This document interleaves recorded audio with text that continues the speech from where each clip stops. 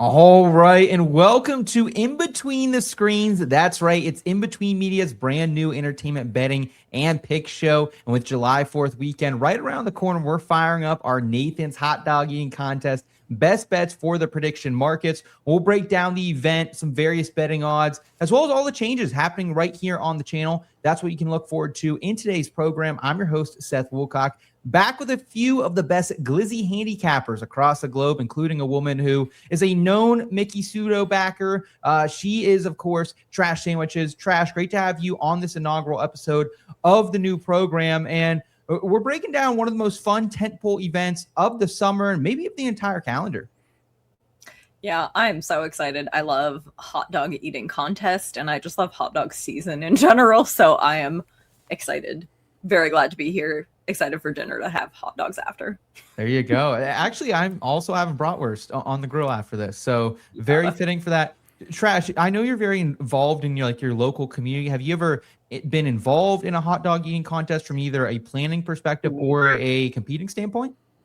No, I do hot dog hysteria night at the baseball games, which is 25-cent hot dogs, and they are good Mackenzie hot dogs. That is my personal competition. I have done in my local hometown the Swiss cake roll eating contest, which is pretty fun. I will complain about the organizer a little bit because he makes you eat. It's like how fast you can eat the whole box of Swiss cake rolls and also drink a glass of Mountain Dew. And I fucking hate Mountain Dew. Mountain Dew with Swiss rolls? What's going on? It's warm. It's warm Mountain Dew too, just to punish you. So I'm always I can do a solid showing on the Swiss cake rolls and I'm tapped out on the Mountain Dew. But it doesn't matter because this one guy has won it every single year. Okay. So are these local made Swiss rolls or just out of the box Little Debbie style? Little Debbie's. Okay. You got to open them as part of the challenge. Oh, I would struggle there. Sweaty palms for sure. Also joining us is one of the new sheriffs around these parts. He's a former reality TV contestant and a man who has made one of the sickest radio voices around. He's Brian Harmon. Brian, great to have you here on the program today, man. Great to have you on board for the new show. Excited to tap into that big brain of yours when it comes to entertainment, betting, and opinion. How are you tonight, man? Dude, super stoked. Hoping the glizzy gods are looking down on us. And hey, I've taken down a couple food competitions myself. Joey Chestnut on my Mount Rushmore of goats as far as sports go. I couldn't be more excited to talk about some hot dogs today.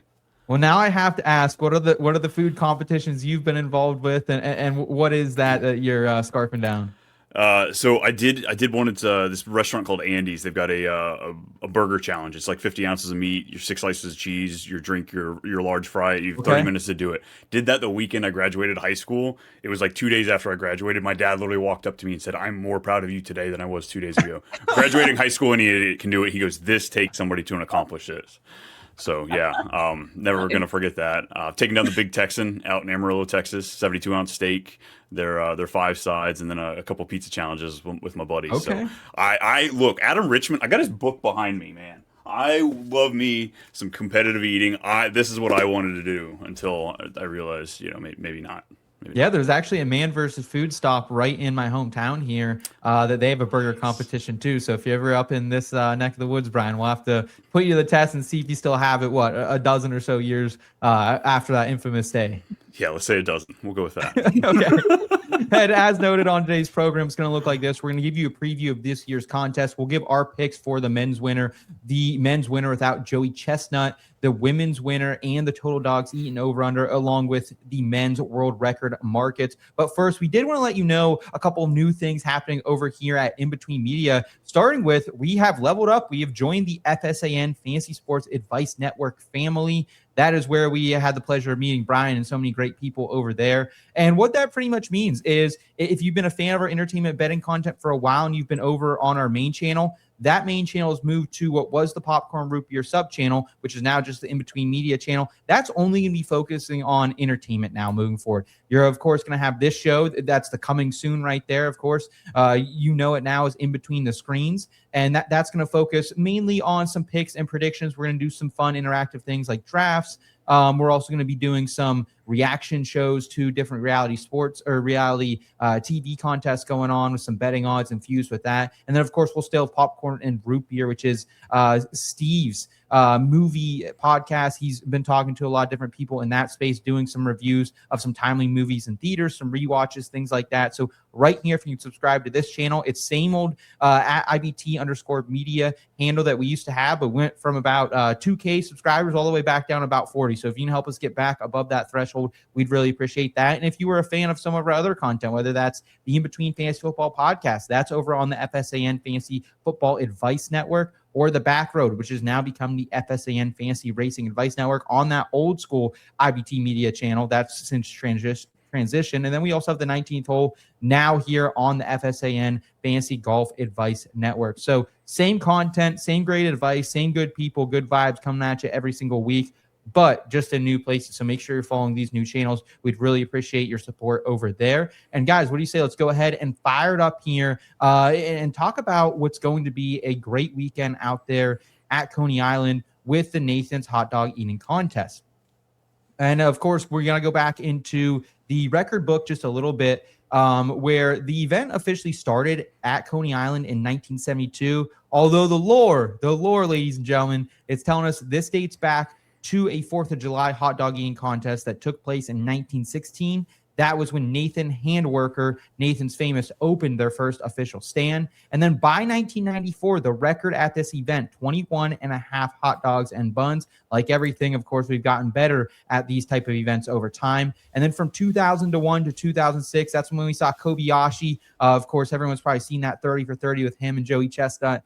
He won 6 straight times before leaving Major League Eating in 2010. This then opens the door for Joey Chestnut. He wins 8 straight titles. He was dethroned in 2015 by Matt Stoney, who ate 62. And then 2024, of course, when he was banned from the event. And then that opened the door for Patrick Bartletti to eat 58 hot dogs. The women's division, of course, that began in 2011. It's only been won by 3 different women. Sonia, the Black Widow Thomas, she won that 3 times in a row starting out. Miki Sudo, she won 11 times. And then Michelle Lesco won in 2021. Sudo, of course, not at that event due to her pregnancy. And this year's event, it takes place again Saturday, July 4th at Coney Island. The women's competition firing up at 10:45 a.m. Nothing like scarfing down some dogs in the a.m., I guess, there for Miki Sudo and company. And then the men's competition at 12:30 p.m. Eastern time on ESPN. Trash, when did you start watching this event? When did you become familiar with it? And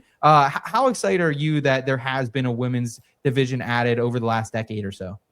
Yeah, I don't know when I first started watching it. I feel like I became aware of it like way back in high school, and I've been kind of following it ever since. Like, it's just fun. It's kind of some good, like, I love a good hot dog. I'm such a sucker for it. And there's something very like American in a way that feels right. And I'm not usually a very patriotic person, but like hot dogs on the 4th of July, that is, you gotta. Yeah.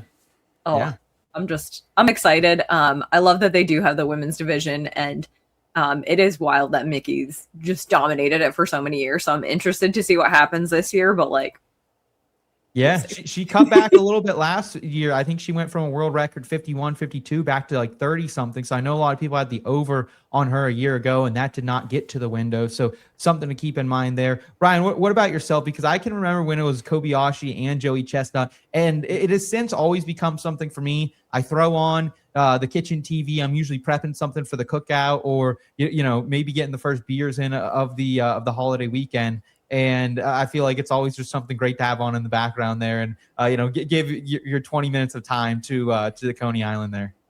Well, I mean, look what we're dealing with here. We have 3 football games on Thanksgiving. We've got multiple football games and basketball games on Christmas. We have the college that's taken over New Year's. Like, look, it's America. We're built on competition. Do we love to see it? Absolutely. But do we want to watch it all day? No! Let's choke down a few hot dogs for 10 minutes and let's move on. So I love what it gives us. It gives us that camaraderie. It gives us something all to watch, something to focus on.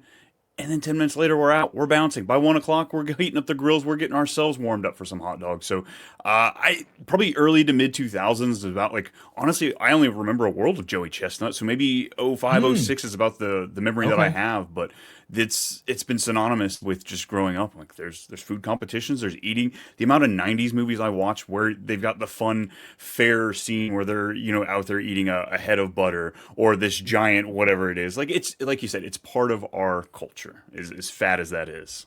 It absolutely, and this isn't a Mount Rushmore episode. We'll have one of those in the future, probably not on this topic, but GOATs when it comes to athletes, according to Brian, Joey Chestnut on that list. Maybe throw Tiger Woods up there. Maybe throw Tom Brady and Michael Jordan. What a list I would say.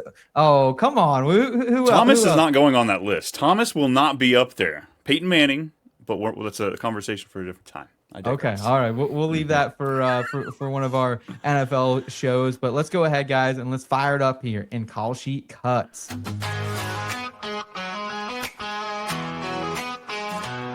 Under the neon lights where the shadows dance, we ride the rhythm, take a chance, blade for sound, slicing through the night. Kalshi Cuts, bringing fire to the fight. Kalshi Cuts, sharp and clean, carving paths in a midnight dream. Feel the beat, let the echoes rise in the heart of the city. All right, and we're breaking down the Nathan's Hot Dog Eating Contest markets, and we're going to start here with the men's winner. And honestly, folks, like I hate to be a Debbie Downer, but there are some markets out there that are pretty hard to get invested with, and this is one of them, certainly, right? Like if you want to make a couple pennies on a dollar, you can do that here with Joey Chestnut, of course, the favorite at minus 1237. But if you do want to take some long shots and maybe that throne is claimed by someone else, Patrick Berloletti, of course, that 2024 winner, he's at plus 1462. James Webb at plus 1772. And then Geoffrey Esper comes in at just over 30 to 1. And that's when you get some long shots coming in the equation, like Crazy Legs Conti at over 92 to 1 and Cameron Mead at 92 to 1. Trash, are you going to be betting this market at all? Is this worth tying up our money for the weekend, or is this just one we kind of skip over and say, hey, Joey Chestnut, go get her done, and let's maybe try to get invested with him a different way? Yeah, there's a reason that they have the winner minus Joey Chestnut markets. Like, it's Joey Chestnut. He's going to win it almost definitely. If you want to put a real tiny sprinkle, sure, but I'm not going to. Yeah, I completely agree with you. There's 70 hot dogs last year, Brian. That was the mark for Joey Chestnut, 62 in his 2023 run. So is there any value in fading Chestnut here or trying to back him in some way? I mean, as American as it feels to put just a few dollars on Joey Chestnut just to say you're a part of it, of course you have that feeling. But honestly, you're looking for those anomalies. Choose over expectations. The COEs is honestly what we're looking at here. We've seen that would be his downfall. The age is hitting him, man. And if his bun conversion rate just doesn't hit as we've seen in years past, it's just a no-go. That is the only chance, and you're betting on a wild shot. So if you want to put a couple cents down on it, I get it. But honestly, we know that man's dogs per minute is so much higher than everybody else's that he's just going to shut it down. Yeah, I completely agree with you there. However, that does, of course, leave us more ways to get invested with Joey Chestnut and the rest of the field, including over in the winner without Joey Chestnut market. So Berloletti, he's coming in here at minus 191. He was the runner-up a year ago. He was that winner in 2024. And then James Webb coming in, the Aussie, at plus 295. Geoffrey Esper there, plus 684. Nick Wary coming in here over 10 to 1. Radiman Dvorkech, he's coming in at 45 to 1. And then Crazy Legs, once again, at 45 to 1. Where do you guys want to go? Because these are bettable numbers. You can drink the juice on Big Pat if you want to. But to me, like, I'm honestly kind of interested here in James Webb or Geoffrey Esper, because you look at last year's results, Big Pat in here, 46.5, James Webb only at 45.5, and Geoffrey Esper coming in there at 43 and 7/8. And then you also look at the year before here, Berloletti did win by a good 5-dog margin, but Esper only 5 behind, James Webb only 5 behind. And it feels like they were been closing that gap. And these are the same guys that have been all the way dating back to that 2023 championship round where they were second and third, but before we had Big Pat come along. So are you guys drinking the juice with Big Pat, or do you like some flyers here? Because I think I'm going to dabble both on Esper and Webb in this market. I think it's a yes, and I think it's all of the above. I think Patrick is probably like, the better choice. Like I think he will edge out the others. I don't think it's going to be as big of a margin as it has been in some previous years. I think it'll ultimately come out on top, but like, just in case, it's fun to put a little money on like Webb and Esper. I don't think I'd go farther down the board. Mm-hmm. You get too far down and it's like the gap is way too big. They can't close it.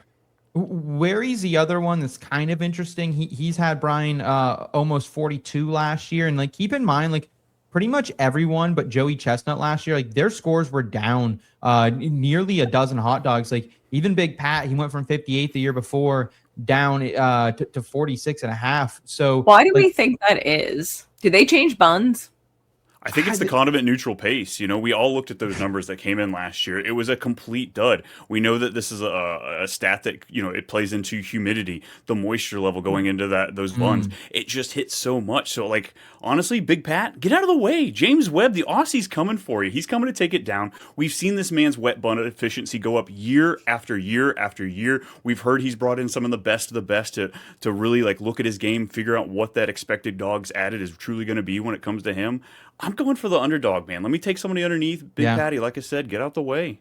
Yeah, and you can take a couple of different ways to fade Big Patty there. Plus 152 on the no side. You can just go with that, and then you're kind of in the green no matter how it shakes out. Or if you do want to kind of double up there with Webb, plus 295, maybe go a unit on that. Maybe go a half a unit on Geoffrey Esper. I think that might not be the worst decision either. But let's keep it moving here, folks. We have some more markets to break down, including the women's winner.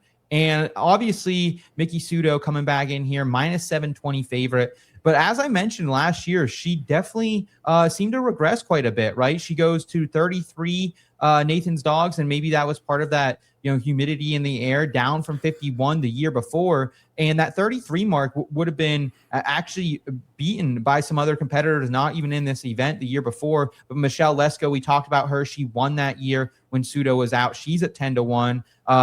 Dominica D, who's an upstart challenger here, actually going to be competing in what looks like one of her first main championship here events. Must be one of these young guns on the scene. Cherish Brown comes in. What's that?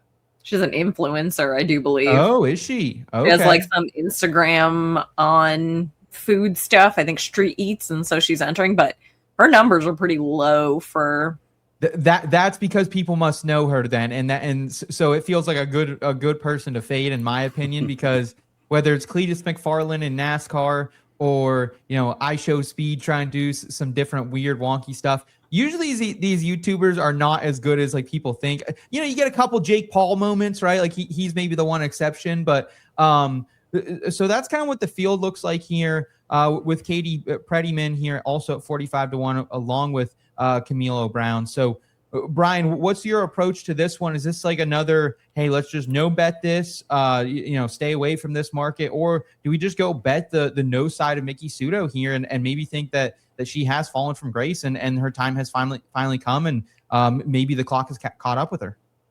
Yeah, Mickey's got to feel pretty good coming into this. I think the only true competition she'd see for swallowing these dogs is if Diana Rossini hopped up on the stage. So I feel like she's got this locked and loaded. Honestly, the thing we need to be talking about is the GSR. And Mariska Hargitay, I know it's New York City, but we're not talking about gunshot residue. We're talking about the glizzy success rate. And this woman rides the tops of the charts, men or women. She absolutely crushes it when it comes there. Her bun leverage index is absolutely off the charts. This woman's going to run away with the competition. Okay. Trash, what about you? What is your opinion here on the women's contest? I'll bet Miki Sudo, but I'm actually really interested in Michelle Lesco making a reappearance at the top of this. I really do think that she can take it. I think with Miki, with production down across the board last year, eating down, I think Michelle sees the opportunity. I think she's going to be training, and I think she can do it. I think Miki's comfortable, and that's a disadvantage a lot of times. Okay. All right, folks, let's go on to total dogs eaten This is a really fun one. You know, it's your player props type of market here. You can get invested with Joey Chestnut, laddering him up at different levels. If you just want that 70 plus, pretty much him to hit that mark that he hit a year ago. On the yes side, it's plus 101. On the no side, it's minus 161. 72 plus, that's going to net you back here plus 158. 74 plus 528. 4th of July world record. How about that? Plus 624 right there for Joey Chestnut. And we also have some more player props on some of these other guys we've talked about, the Nick Wearies of the world, and also some of these guys we haven't really talked about, like the Gideon OG, Max Stanford, Derek Hendrickson. So a lot of different ways to get invested there. If you want to keep laddering up Joey Chestnut, if you want a 22-1 payout and 78 plus dogs, you can go that way. Bert Letty, as we talked about him, Big Pat, 58 plus, he's at plus 489. Geoffrey Esper also at 51 plus at plus 101. And then James Webb, 49 plus at 189. So ladies and gentlemen, Trash, starting with you, is there anything you like in the total dogs eaten department? And for whatever reason, Kalshi does not have women's odds listed in this market. So, like, hate to be the bearer of bad news, but we can't go back to Miki Sudo in this particular odds market. Yeah. I would ladder Joey Chestnut up to 72 dogs. Okay. I think it's a little spicy, but like, it gets you the options. And I think that's the max that I see it going to. I don't necessarily see it going to 72, but I think the jump in value there just in case is enough. Mm-hmm. I would like to take a flyer. I will be taking a flyer on Derek Hendrickson over 33. It's a low bar. This was where he qualified at 33 hot dogs. And I think that if you are qualifying, and I do believe it's his first competition, if that's what you qualified with it, you're coming out to beat your record. You know you can't touch Joey Chestnut, but you can do better than what you've put out there so far, and I think he's going to be motivated to do like 35. You don't need to go far over, but it's worth it. Okay. I'd bet it. Okay. What about you, Brian? Anything here that you're taking a gander on?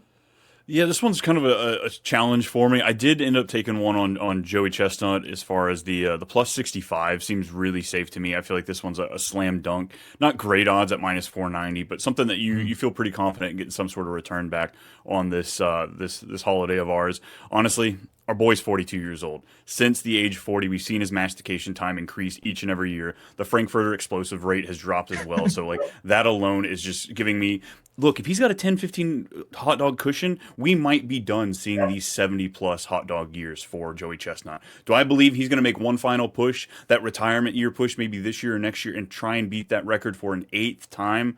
But my man's taking it down seven times separately, so this could be the end of the 70 pluses for Joey Chestnut, unfortunately. Okay, all right. So some different takes there on Joey Chestnut. For me here, like, I'm going to go back to those kind of guys we were talking about at the top. Geoffrey Esper here at 51.5. I think that is too many for him, to be honest, especially with like what last year brought around too. Like, I wouldn't hate going on the no side of that, but it's a little bit juicy for me. So I'm going to watch that market and hang on to there. James Webb, though, 49 plus. That's another interesting one that I would like to see a little bit better return there. We're almost getting 2-1 value, but this is a guy that even last year it felt like was kind of in this neighborhood when scores were down. He was at 45.5, but we've seen him go over this total plenty of times before, including in 2024 and 2025. So I think James Webb there might be potentially one of my favorites, but that's probably just about a half unit play for me. Nothing crazy. I definitely like to take him or Esper just to be the winner without Joey Chestnut. And that leaves us one final market here, folks, and it's, will the men's 4th of July record be broken? And we had talked about this here in this previous market where Joey Chestnut, to reach that, he would need 76 plus. So do you think there's any chance Trashy gets there at plus 684? Is it worth the gamble? Or are you kind of like in Brian's mindset where, or maybe a little bit more optimistic than Brian where, hey, I think you can get to 72. I think you can, maybe get in that 70 ballpark still, but maybe 76 is just too far out of reach for the guy kind of towards the end of his prime. Yeah, I mean, I think it's like Brian kind of said, like it could be his retirement push, and I think that could put him into that 72 over 70 category. That's ridiculous over 76. At his age, at his prime, it's not going to happen. And no one else is going to do it either. So it's an easy no. Okay. No for you as well, Brian, I imagine. Yeah, I think we're waiting for little Joey Chestnut Jr. to be popping out before we ever see somebody hit that 76 range. Or where's Kobayashi's little one? Come on, buddy.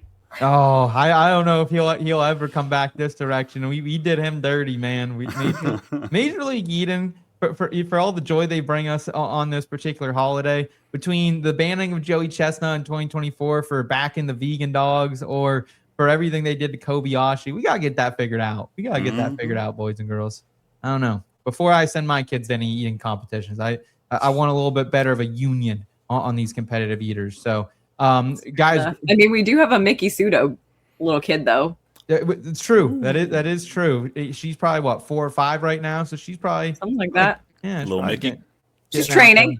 She's working on it. Yeah, I want, I don't know if you guys were the same way, but when I was a kid, I didn't like hot dogs on buns really, so I would just cut them up. I bet Miki Sudo is making her daughter like, hey, you ain't cutting up these hot dogs. It's going on a bun, baby. You're dunking them. That's what you're doing. Yeah, you have to train. That might be the worst part of this entire event. Is like I could not imagine eating a soggy bun like that. I think that's where I would kind of draw the line. Yeah. But guys, great stuff tonight on the inaugural episode. I really appreciate all the picks and predictions from both of y'all. Reminder one more time, the easiest way you can support us is right here on the new In Between Media channel. Again, all entertainment all the time right now, whether that's here on the In Between the Screens podcast or also on Popcorn Root Beer. We got a lot of fun stuff coming your way right now, so make sure you guys are plugging into that. That's youtube.com/@IBT _ media there. We'd really appreciate your support there. And a lot more fun stuff coming your way from Trash, from Brian, and from myself. And hope everyone has a great July 4th weekend. Be safe out there, be smart, but also this is 250th, baby. Let's have some fun out there. So for Trash, eat some hot dogs. Yeah. Eat some hot dogs, watch some hot dogs. Let's bet on some hot dogs, make some money on some hot dogs. That's what we do here at In Between Media and at In Between Screens. Guys, thank you so much for Trash Sandwiches and Brian Harmon. I'm Seth Woolcock. We'll talk to you next time. Until then, keep it in between.